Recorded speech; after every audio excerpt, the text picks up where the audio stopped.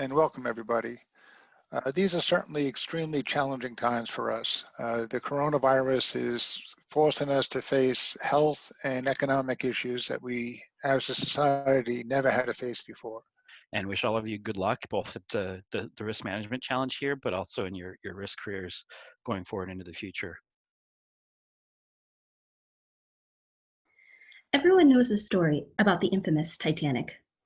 A ship so grand, it was often said by the shipbuilders that God himself couldn't sink the ship.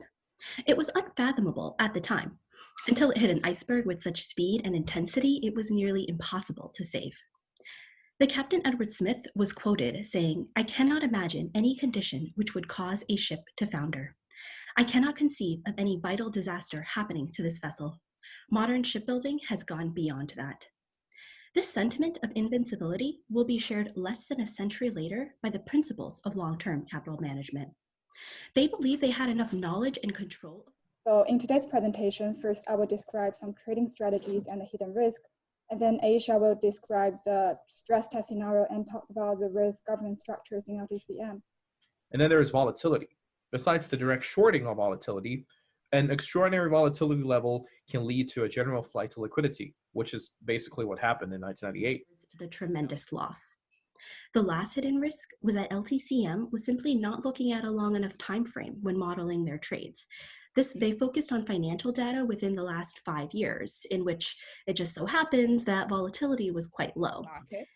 So here are our assumptions. The S&P 500 loses 34% over the period.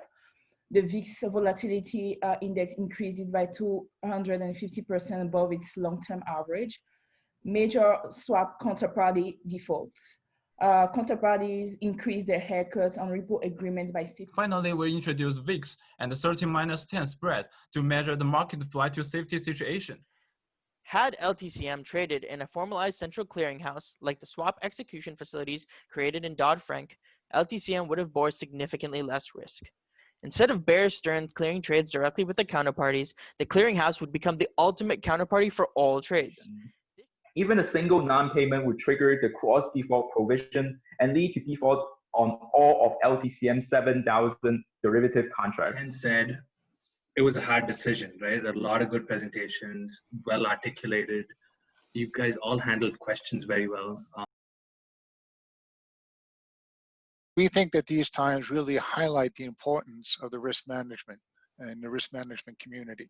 And it's the IT side of the world, the programming skills, the digital model validation that you can do with that, with the quantitative models that are built in finance. So I see some of the professional software development, DevOps lifecycle, those policies and practices will start to become more important for managing models built within the organization. I thought the challenge was really interesting. It was definitely nice to look at some code that is written for trading. So it was a tough deliberation, and but ultimately we decided, with the majority of the people thinking that Team 9893 from Baruch, you are our worldwide champions in the 2020 Risk Management Challenge. So congratulations. Big round of applause.